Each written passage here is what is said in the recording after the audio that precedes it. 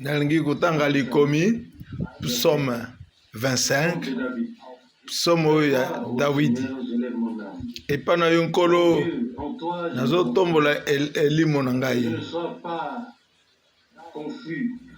epai na yo nazotombola miso na ngai po te nayokisa masoni te po mungo nasepela na ntina na ngai te bobele oyo akuyokisa masoni kaka oyo akubwakisa yo. Tangisa ngai nkolo, tambwisa ngai na boyokani ya liloba na yo pe tangisa ngai natia elikya na ngai epai na yo. Banza mikakatano oyo mawa na yo pe elaka ya ngolu na yo kanisa yango okolo. Kokanisila ngai te mpona masumu na ngai te, ata masumu ngai nasalaki na bapasi na ngai. Kanisila ngai pamba te oza malamu pe sembo. Yo yebi kotambwisa baoyo bazokisa masoni kati na nzela elamu. Yo ozali ya sembo mpona baye baza kobomba boyokani na yo na bango. Ezali boni mpona moto oyo azokobanga nkolo azali kolakisa ye nzela mpe ya kofanda na esengo. Nkolo alobi mpona baoyo bazokobanga ye bazokobombaka boyokani na ye na ye. Miso na ngai ebaluki epa na nkolo pamba te nkolo akobimisa ngai na mabe. Yokela ngai mawa po te naza bomeli nga moko. Mawa na motema na ngai elekeli ngai kilo.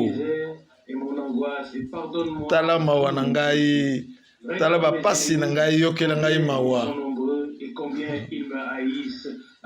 Tala banguna ndenge baza koyina ngai na koyina penza ya mabe. Batela elimo na ngai nkolo. Kotika ngai te nayokisa masoni. Nazali komikaba bobele epai na yo. Tika te bolamu na yo ebatela ngai pamba te nazali kolike epai na yo nkolo. Tika te olongola ngai ba mawa nyonso to ezokozinga ngai. Bongo totelema po tosenga epai na Nzambe. Kolo biso pe tozotala yo sasa yepi na bapasi na biso. Yango tosangani awa mpona kozongisela yo kembo na kombo na yo po tosanzula yo pe lokola. Ezali bongo Dawidi alobi ke tozotombola mitema na biso epai na yo. Biso pe lokola Dawidi alobeli yo biso pe tozotombola mitema na biso epai na yo. Bongo toza na confiance epai na yo. Toyebi te oyo nyonso to aza na confiance na yo azotonga likolo na zelu te. Oyokisaka soni te na moto oyo akotiaka elikya na ye epai na yo nkolo. De bongo tolingi kosanzola yo pe kokumisa yo pe na bamatondo ebele. Totangi elobami boye te nyonso akotiaka elikya epai na nkolo akoyokisa masoni te. Boye biso tolingi pe kotika yo te po oyo akotika yo nde ayokisa masoni. Tolingi kotambola na yo elongo nkolo. Sala biso ngolu kobandela na mwana moke ti mokolo. Limbisa botawa na biso, mabunga na biso. tobondeli yo nkolo sala biso ngolu zala na biso na pokwa na lelo nkolo toyeya mpo na kokumisa yo kogumbamela yo na esika oyo tokoyembela yo banzembo kosanzula yo nkolo tolingi mpe lisusu kozongisela mpe matondo na oyo nyonso okopesaka biso mpe lobokeseni nyonso mpo na bilei oyo ya molimo ozopesa biso amen. Mobikisi na biso ya nkembo matondo na biso epa na yo ndenge ndeko na biso azali na ekati na biso elongo tika te opambola ye ozala na ye elongo bongo tosanzola kombo na yo nkolo tika te azali lepamboli mpo na biso. Dawidi alobi kolo pese biso nzela ete miso na biso etala bobele yo.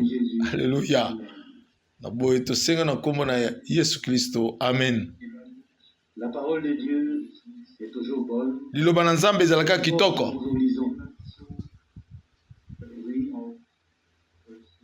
Elle est toujours exacte. Ezali sembo.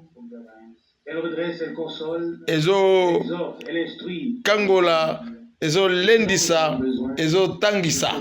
La parole de Dieu. Tozo kati esengeli kobika kati na liloba na Nzambe. Et si nous le prenons à cœur, si nous le croyons, alors le jour viendra où tout ce que nous soki tondimi yango na mitema na biso mobimba mokolo ekoya oyo nyonso tondimeli tokomona yango solo mokolo oyo tozozela mpenza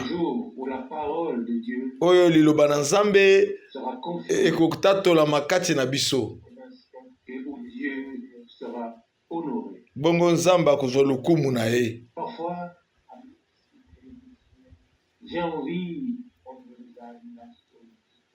Parfois de venir ici et de dire simplement prions pour que Dieu arrive à ce qui lui revient de droit. Donc nazaka na posete naya kaka esika oyo naloba kaka bobele te tobondela po te Nzambe azwa oyo yeye esengeli azwa. C'est mieux d'avoir cette possibilité que de ne pas l'avoir du tout.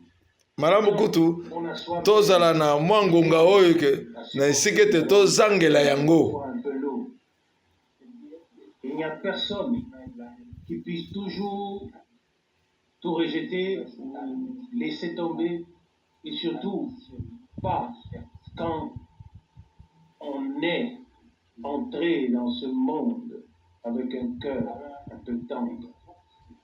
Soki tokoti na kati na liloba na Nzambe na motema yo ya molai to bando kubakisa maloba mususu oyo ezangi tina boye tokokoma na bato bonkonde bato sérieux ndenge koleka kutu ndenge tozalaka liboso. Mais aussi tous ensemble nous devons accepter le fait que toute la colère de Satan doit se déverser ou se retourner contre nous. Esengeli toyebete makasi kanda nyonso to ya munguna Satana ese ekobalukela biso esengeli toyeba yango bongo. Une grande assurance.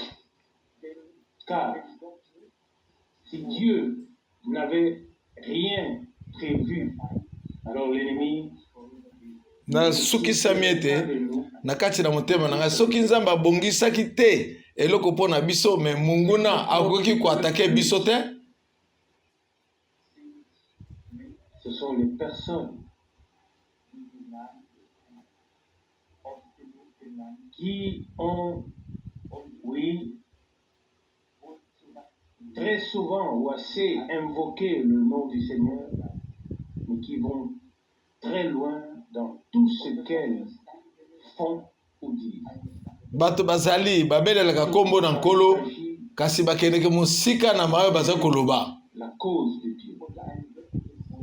Et vous savez que si l'on est soumis à une obligation divine, à savoir prêcher la parole de Dieu, soki penza oza na mokumba ya te isengeli koteya oza na obligation divine ete oteya liloba na Nzambe ekeseni ndenge to mapolo alobi mawa na ngai soki nakoki koteya te 1 Corinthiens 6:9.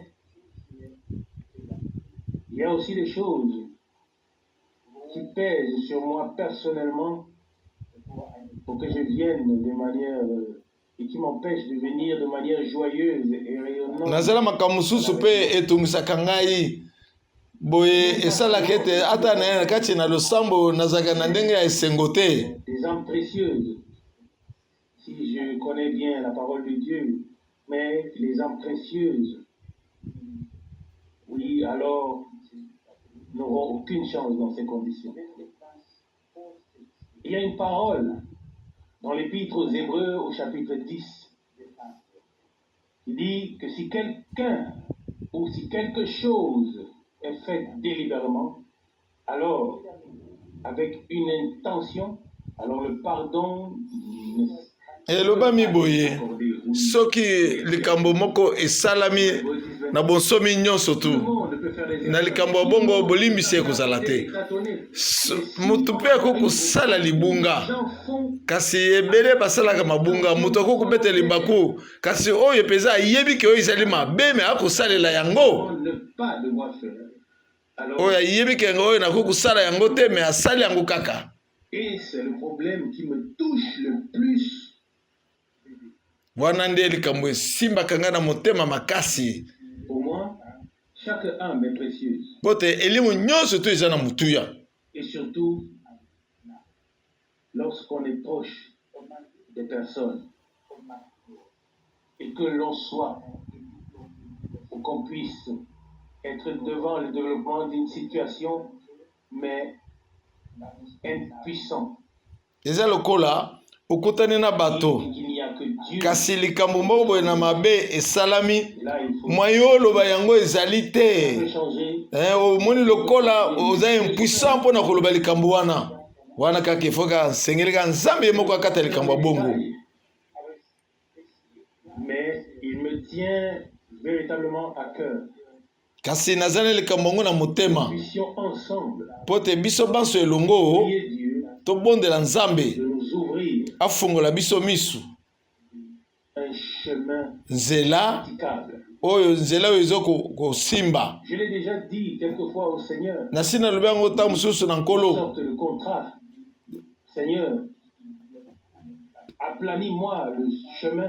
nkolo bongisela nga nzela po te nakoki kotambola na yango mpo nazwa nzela ngo ezala bobele kati na yo. Dit ainsi au Seigneur certaines choses qui sont dans notre cœur. Tolobaka na nkolo makambo mosusu ezali kati na mitema na biso ntango tozokoloba yango boye ezosimba ngai mpenza makasi na motema. Moto akokende mpe mosika na makambo ya boye mpo na komona ete eloko moko mwa ebonga eza te. Mais une chose est évidente dans tout cela. Vouloir détruire l'influence divine. Kolinga ete kobebisa influence divine ya Nzambe po te bato mosusu babunga ate kitoko te. Wana ezali lisano ya munguna na liekete liboso na Nzambe. Si quelque chose vous est présenté, demandez-le-moi. Soki batalisi bino eloko moko epa na mutu botalisa ngai yango tomona soki eza na mutuya ou bien na mutuya te. Quelques jours absents et de nouvelles rumeurs paraissent. Oui, qui donne vraiment des nausées. Soki penza olongwe mo muke oza absent maloba mabe ezokumonisama eyopesa posa kutu ya kusanza. J'ai aussi souri au début, mais de l'autre côté, justement, cette profonde détresse pour tout homme qui a goûté un jour au salut de Dieu. Ezali pasi makasi te tokoki koseka kasi ezali pasi mpo na moto oyo asimbi lobiko na Nzambe na makambo ya bongo afanda kimia ekosimba pasi na motema kati na ye mpo bomoi ezali liziba na bomoi eza bololenge na bonzambe. Il ne peut pas, oui, avoir de la douceur et de l'amertume provenant d'une même source. Akoki kozala na mawa na kimia kuutaka na liziba moko moko wana te. Oya Nzambe akozala bobe oya Nzambe. De même que nous avons sur terre ou que nos enfants terrestres nous ressemblent dans la chair, ndenge awa na mokili mukande ebele elobami il doit en être de même. Ndenge toza na bana na biso na mokili awa bazokokana na biso esengeli mpe ezala bongo mpe na Nzambe na makambo ya bonzambe. Tout doit être devenu nouveau. Esengeli okoma moto na sika. Nous demeurons dans le corps, oui, où l'ancienne enveloppe, Ata tozali na l'homme intérieur, nzoto oyo ezali na ezipelo ya kala kasi moto ya kati et la bénédiction. ye esengeli azala na bokeseni. Et le soleil brille sur le méchant et le bon, et beaucoup sont loin. Oui, vraiment beaucoup. Ebele Que cela ba serve bazali na molimo bazali na epakulami être reconnaissant kasi pour la prédication de Frère Branham des Oins. mingi basosoli te liteya oyo ya ndeko Branham les oins du temps de la fin. Ndeko Branham alobi makambo minene kuna na kati. Nous pouvons le faire par la grâce de Dieu. Et nous savons que cela, que tout dépend de la semence. Toyebi ete tina makambo nyonso wana etaleli bobele momboto. Amen. Ne change rien à la semence. Kolongola eloko moko te na momboto. Simplement ce qu'elle est. Le bobele ndenge yango epesemeli. Et si nous sommes de Dieu, Soki toza ya Nzambe solo, nous sommes destinés à contempler sa gloire. tokanami te tomona kembo na Nous ye. avons reçu sa parole Po toyambi liloba na ye comme une semence. lokola momboto. Et il n'y a pas d'autre moyen Lolenge mosusu eza te que la naissance po te mbotama esalama de quelque chose de divin oyo ya de bule Dieu. epa na Nzambe ezali bobele momboto nde esengeli esalama. Mboto mosusu eza te kozanga koyamba momboto na liloba na Nzambe. Dans le prophète Ésaïe, Na mosakoli la Ezayi souffrance de son âme, mpo na pasi ya motema na ye l'espérance abondante par laquelle il poursuivra ses jours. na minyokoli Donc, en quoi? kati na ngo nde Il pasi na faut qu'il y ait motema une na ye semence divine akomona pour momboto. les fils et les filles de Dieu. Esengeli C'est la momboto nature de Dieu. ya Nzambe ezala mpo na bana basi mibali mpe na basi ya Nzambe. Révélé chez ceux qui ont fait l'expérience de Dieu. Ceux qui peuvent véritablement dire qu'ils sont nés de nouveau. Oyo bakoki koloba soloki babotami sika Véritablement renouvelés par la grâce de Dieu. bango bayisami sika na ngolu na Nzambe. Et si nous considérons, oui, ce psaume que nous avons lu, Na psomo toti kotanga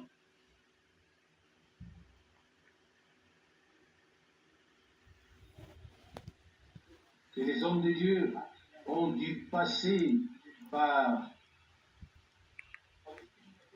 des chemins.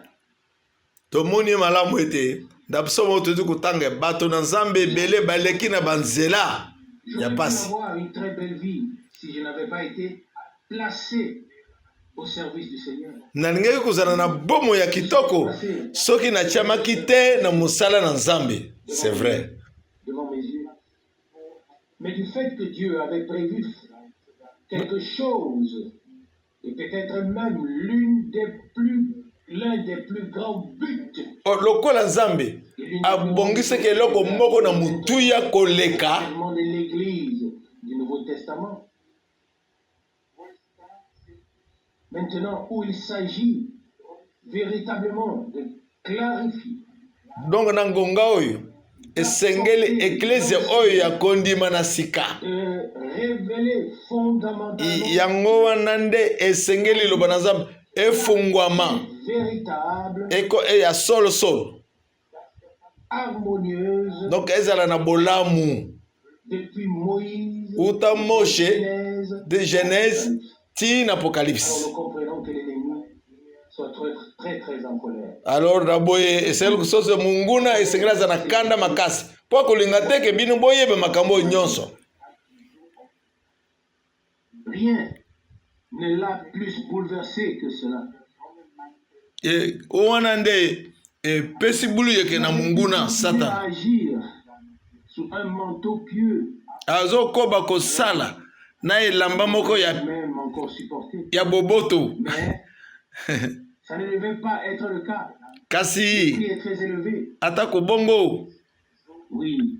ekosimba te. Mais le sens et le but Tina qui y sont liés sont très grands. tina Car il s'agit maintenant de l'achèvement de na l'Église. but oyo ekangami makasi nyonso wana mpona eklezia na nkolo Yesu Kristo. Oui. Afin qu'une épouse sans tache, Pote iride, mwasi ya libala azala na nzoloko te, dans le sang de l'agneau, lidodo te, dans le bain de l'eau de la parole, malamu renouvelée, apakolami na asokwami na makila, asokwami na liloba na Nzambe, atondisami na nguya Molimo Santo. alors Boye nous continuons notre chemin avec Dieu. boye tokokoba nzela na biso na Le Nzambe. chemin de Dieu est toujours en accord avec sa parole. Nzela na Nzambe ezalaka bobele na boyokani na liloba na ye. C'est vrai. Et j'ose le dire. Nazomeka kutu koloba ngo. Là, oui, et j'ose dire qu'il n'y a pas de lieu sur toute la terre où l'on accorde une telle valeur à la parole de Dieu de tout cœur. Esika moko te ezali mokilo mobimba epai wapi bazopesa valeur na liloba na Nzambe na motema mobimba. Esika moko ezali te koleka awa à laquelle nous avons dû faire face sans le vouloir. Et parce qu'il en est ainsi, et je peux ajouter aussi, totelemeli maloba nyonso to ya munguna na posa na biso te, un lieu sur la terre, kasi esika le message, awa na mokili epai wapi message na les Nzambe prédications de Frère Branham, mateyi ya ndeko Branham placées de cette manière oyo etiami na lolenge te yango na Biblie ekokana. avoir à chaque fois une réponse satisfaisante. Boye soki mutune etunami tozwa eyano ekopesa esengo lekokana na liloba na Nzambe sika mosusu eza bongo te awa kaka Avec enthousiasme. tolobi yango na esengo kaka te, Tout classé, kasi intégré. totiango tokotisi yango na kati na malokomi ya bule. Et l'Esprit de Dieu nous a guidés Molimo Santo na Nzambe akambi biso, dans toute la vérité. akambi biso na bosolo nyonso. Et Amen. oui, le fait que ce processus était et est encore très difficile, Lolenge esalelo oyo et que les ezalaki ezali lisusu mpe na mpasi lelo. l'ennemi, en ce temps qu'on peut appeler une nucléaire, oui, ne sont, oui, les projectiles Na ngongo oyo pas munis de tokomi awa choses ou d'intentions, mais munguna chargés na eleko babengi ya nucléaire. Donc age sophistiqué ya mukili il doit en être ainsi. munguna pe azoluka meme mayele moko moko na pona kuatake eklesia. Nous pourrions nous demander si Dieu a véritablement un projet pour nous. Tokoki komituna mongongo moke boye soki Nzambe mpenza solo aza na projet na biso na kotalelaka makambo oyo nyonso to Du Seigneur, son grâce et fidélité, mpo na nkolo na biso ngolo tout na bosembo na ye nyonso bobele bongo et ses commandements. Et puis mingi ko batela boyokani na ye na biso. Mais tous les sentiers du Seigneur sont grâce et fidélité. Nzela nyonso tu na nkolo ezali ngolu pe sembo. Peut-être pas toujours de la même manière, mais lorsqu'on suit un chemin, on ne voit pas tout de suite la fin du chemin. Mais tant tolandaka nzela na mbala moko te tomonaka te suka na nzela. Nous verrons que tous les Kasi chemins, tous les sentiers du na Seigneur sima nde tokososola ete Amen. banzela nyonso to na nkolo ezalaki na ngolu na ye. Amen.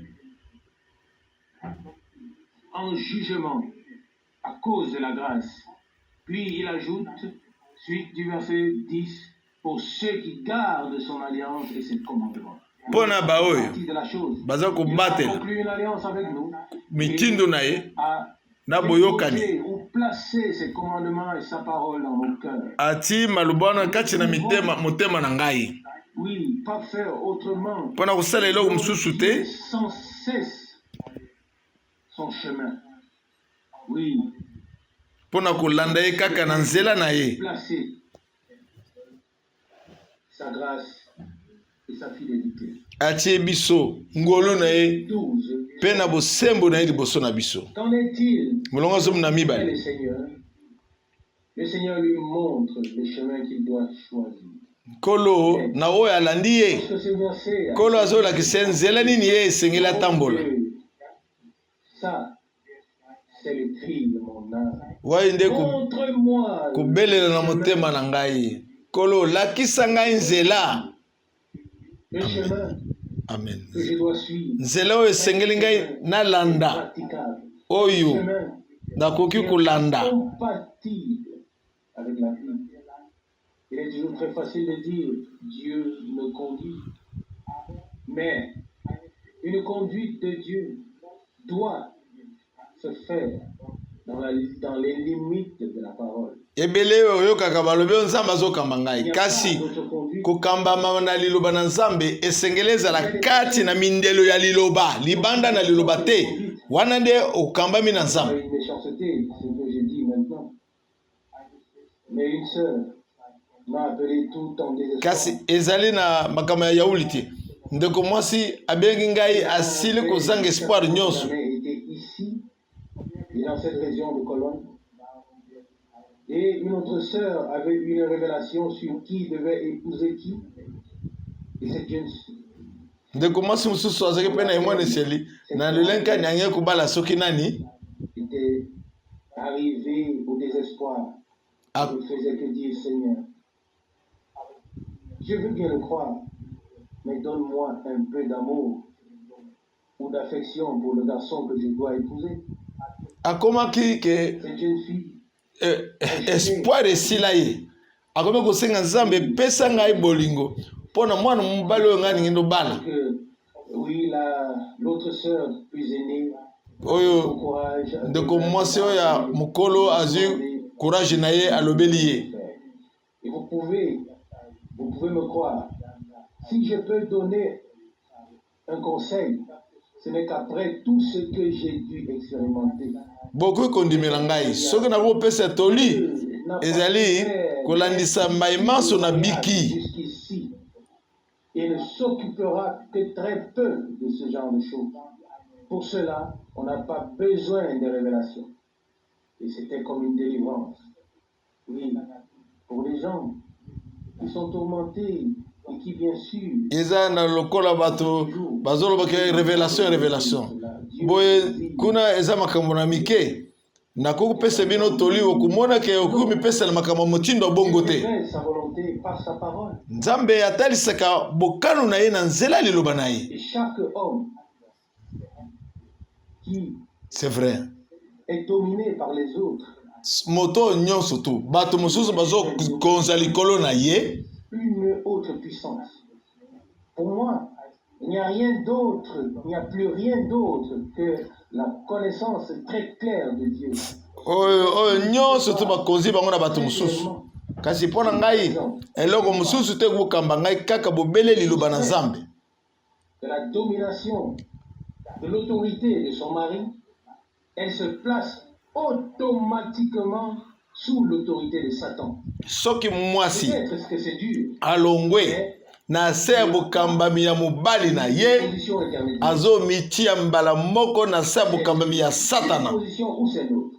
Malamu naloba yango Les deux à la fois ne sont pas possibles. kasi kotosa mobali te na kolanda maloba mosusu ndenge mibale ke otambola elongo te. Mais cela ne veut pas dire que l'homme peut être un tyran et qu'il peut, oui, revendiquer tout droit. Wana ini koloba te ke mobali azala tyran dictateur te. De gérer sa maison. Esengela yeba kokamba ndako na ye. Nous le savons tous. Toyebi yango malamu. Mais nous vivons dans une époque où tout déborde. Eleko tozobika maso eleki ndelo. Depuis longtemps, les grands-mères veulent jouer un grand rôle en politique. Les partis se plaignent que trop peu de femmes ont la parole. Et quelle est leur place? On l'a assez entendu. Toyoki tokomi na ngongo oyo grand-mère esengela zwa liloba kuna pe bazoloba ke na parti oyo basi bazozwa maloba moke donc bozomona makambo ya boye. Un homme qui ne parle que sur base de la théorie n'a absolument pas besoin de parler. Il peut rester silencieux. Mobali oyo azoba kaka pona maloba akoki koloba pe te afanda kimia po aza na eloko akoloba te. À partir des expériences. Esengeli koloba na mabiki yo biki yango nde kokopesa toli pamba te kanga kaka monoko. Voici donc mon souhait. Tala ni posa na nga de l'homme qui craint le Seigneur. Na moto oyo azokobanga nkolo. Psaume 25. Le craindre, l'aimer et lui faire confiance. Alingi ye. Qu'il me montre le chemin azopesa confiance que je dois choisir. Pe azolakisa nzela oyo esengeli atambola. Oui. Avant que ce ne soit fait, avant cela, ce ne sera pas possible. Soki bongo te ekosimba te. Soki olandi bongo te nzela nzambe ndenge babi na Psaume 25 ekosimba te. Ndenge musala tozo yeba ndenge tozo zela yango ekosimba te. Eloba verset 16 baluka elongi na epai na ngai ye mpe yokela ngai mawa. Ces hommes de Dieu ont effectivement eu une vie mouvementée avec tous ceux qui en fait partie. Bato na Nzambe Tout ce que ça implique. Bomoi na bango ezali kaka benda bika. Avoir du réconfort dans notre situation. Bazokulu kete bazwa lisungi na etamboli na bango kasi baluka kete kotia bango elike na bango na nkolo na biso. Po yende akopesa yango pamba te alobi na Psaume 20 batela motema na ngai kati na ngai. Je me confie en toi. Na mikabi na yo. Verset 19, le frère Rousse avait lu. Verset 19, Vedogrousse atangaki. Ekomami. Psaume 25, verset 19. Regarde mes ennemis. Psaume 25. Combien ils sont nombreux. Verset 19. Tala bangone na ngai baza ebele. Et comment ils me haïssent. Ndenge bayini ngai. Na kuyina ya kanda ya mabe. Oui, je n'ai jamais touché le cheveu d'un homme. Natikala kusimba mutu ya mutu te. Mais c'est le cours des choses. Kasi eza elobele ya makambo. 21, il est dit que l'innocence et la droiture me protègent car j'espère en toi, ô Seigneur. Tikate Dieu, verset 22. Kozanga koyeba mabe na ngai. Na bosembo na yo ekamba ngai. Et là aussi le frère Rousse a ajouté. Ndeko Rousse abakisi. Et nous pourrons le dire, oui, avec toute confiance. Nous aussi. Moi aussi. Toi aussi. Nous tous. Oui, oui, nous sommes en effet tous dans le même bateau. malobwana tokokoloba ngo biso banso yo kokoloba ngo nga pe na koloba ngo biso banso toza na bato moko ya bapasi oyo tozo nango na mokili oyo. Il y aura des gens qui viendront et qui veulent, qui ont le droit d'écouter la parole. Bato bakoya baza na ningise ya koyoka liloba.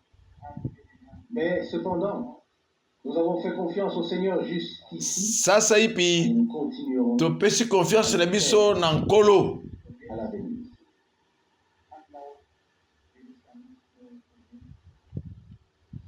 Et maintenant, dans cette phase, il ne s'agit pas seulement de moi, il s'agit aussi de l'Église. Na phrase oyo etali kaka ngai te etali mpe na On eklesia. pense que c'est l'œuvre des hommes et qu'il faut donc la détruire. Kokanisa ete ezali mosala ya bato Humainement possible. boye esengeli kodétruire yango. Nous le surmonterons, oui, avec l'aide de Dieu. Ekosimba te pamba te tokolonga yango na lisungi na nkolo. Personnes qui ont bu la coupe du salut, qui ont été témoins des bénédictions de Dieu. Pamba te eza pasi mpona baoyo bamele kenya ya lobiko bazalaki banzeneneke na makambo oyo maso nzambe aza kosala. Oui, d'une manière ou d'une autre, ont donné de leur temps. Et tout à coup, n'ont plus rien Bato d'autre. oyo bapesi ngonga na bango na liloba kasi na pwasa baza lisusu eloko ya malonga te Et la détruire. parce komi koluka ete babebisa mosala yango. Des choses inconcevables. Ezali makambo oyo moto akoki kondima yango te. Que nous puissions simplement aller de l'avant. Tokende bobele liboso De tout ce qui pèse sur moi en ce moment et aussi certainement sur vous. na makambo oyo Et que le Seigneur oyo ya mabe kati na biso mpe kati na bino arrive très bientôt à ce qui lui revient. kasi nkolo esengeli Pour notre prière, kala mingi te azwa oyo esengeli azwa oyo ya ye. dire que je crois de tout cœur que tous ceux qui ont été réconciliés avec Dieu sont également réconciliés avec les hommes. Nandimi ya solo ke bato nyonso to basali boyokani na bango na nzambe Pardon pour ceux basali mpe boyokani na bango na bandeko na qu'un bango homme a reçu de Dieu, il peut le transmettre. oyo moto nyonso to azwi kuuta epa na nzambe akoki mpe kopesa yango. Nous ne pouvons le donner à personne. Soki aza na yango te akoki kopesa mpe mutu Nous te pouvons aussi le retirer à personne. tokoki mpe kobotola yango mpe na mutu te Dieu l'a donné. mpo soki nzambe nde moto apesi ye nzambe moto Alors, ce apesi ye. soir, nous voulons tout déposer au Seigneur. nyonso na poko na lelo tolingi kotia manso epa na On ne nkolo peut pas continuer et spirituellement aussi. mpe akoba na biso Pourquoi? na ndenge ya molimo. Nous voulons le dire au Seigneur. Tolingi koloba ngo na Dans une nkolo prière. na kati ya na malombo Oui, lui dire de tout cœur. koyebisa ye mpenza na motema na biso mobimba Frayer un chemin kosala qui nzela change. oyo ezobongola Là, il a le elimu na pouvoir. biso. Il peut le faire en un instant. akoki kosala yango na C'est à pwasa lui que nous voulons le confier. ye nde tolingi kopesa ye C'est à lui que nous voulons faire confiance. ye nde esengeli topesa ye confiance. Levons-nous. Totelema Seigneur, kolo nous te faisons confiance de ce que tu feras et que tu conduiras topesi ye à bon confiance port. na lolenge te okokamba biso ete tokososola yo. Tous ceux qui sont sous l'emprise de l'ennemi, nakabi yo nakabeli yo banso baza na se ya bokambami ya monguna. Dieu fidèle, nzambe ya sembo tu as des voies et des moyens. ozali na banzela mpe na Tu es makoki capable de changer les circonstances, ozali na makoki ya kobongola lolenge ezomonisama destituer les rois. mpo na olongolaka bamikonzi ya mokili oyo. Dieu dans les cieux, nzambe na lola Dieu sur la terre. ye wana aza mpe na mokili oyo. Nous te remercions ensemble tozongisilo elongo matondi d'avoir été avec nous jusqu'à ce jour. ndenge ozalaki na biso tikino na mikolo na lelo. Amen. Tu nous as maintenus dans ta grâce. obombi biso kati na ngolu na yo mpe kati na liloba na yo. Tu C'est nous as vrai. conduits, oui, par ton esprit. okambi biso Nous te remercions iyo pour cela. na nzela molimo na yo. tozongisilo matondo mpo na bongo. nkolo de nous unir plus intimement tolingi à toi, kosangana les penza uns na aux mitema autres. na biso epai na yo. Toi, Dieu fidèle, Pamba te Nzambe afin sembo que tu puisses te glorifier, bongo omisanzolama oui, te manifester. pe omitalisa. Nous t'apportons aussi toutes les requêtes. Tomemili yo masengi nyonso Seigneur, kolo na tu biso. connais toutes les détresses, Oyebi mawa tous nyonso. les égarements, toutes les confusions, Oyebi bulu yeke mabunga tu nyonso. connais toutes les maladies, Oyebi tous ceux qui souffrent. bobukono nyonso na bayo bazonyokama na yango. Nous te prions Tobondeli yo. d'ordonner à Satan de ne pas toucher à ton peuple. Opesa mitindo na Satana eke kosimba libota na ote. Amen. Et appelé par nos noms. Pe kubianga biso na bakombo na biso eke toza ba oya yo. Amen. Malgré tout, Ata kubongo nous sommes remplis d'une paix profonde tokotondisama na kimia et penza. supérieure à toute intelligence E humaine, oyo eleki na mayele nyonso to na bomutu. une confiance qui ne peut venir que de toi. Ete confiance oyo tokozala nango ekuti bobele kaka epa na yo. Tous, Boye. Amen. même ce week-end, nous te le confions. Ata weekend oyo topesi yo yango. Accorde-nous ta parole. Pesa biso liloba na yo. Fais dans ta fidélité Po totambola kati ya bosembo na yo. au milieu de nous, Seigneur. Ne te contente pas de parler, mais agir aussi. Kasi kolobele biso kaka te sala pe musala nkolo kati na biso. Amen. Emporté par divers troubles. Oyo bamemami na babulu yeke nyonso kati na biso Qui ne nkolo devrait pas mourir, comme l'a dit bakufa ton te prophète, ô Seigneur. ndenge musakoli na Nous te alobaki. prions. Tobondeli yo Interviens sunga yaka visible. yako sunga Oui, Seigneur, kolo.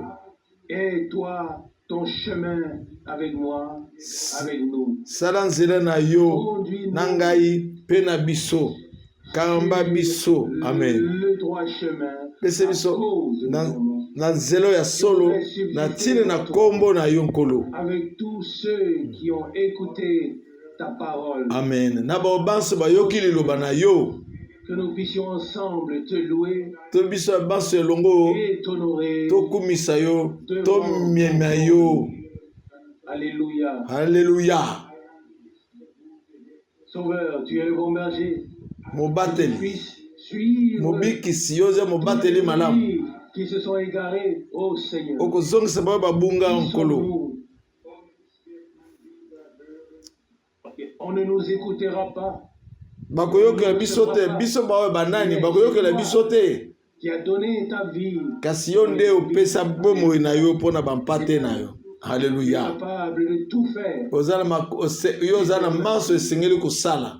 C'est vrai. Et je remets tout entre tes mains. Nyonso na zonso na maboko na yo. Zwa biso Préserve-nous. pe sunga biso. Avec nous tous. Zala na biso banso. Par grâce. Na ngolu na yo. Au nom de Jésus. Na kombo na Yesu Kristo. Amen. Amen.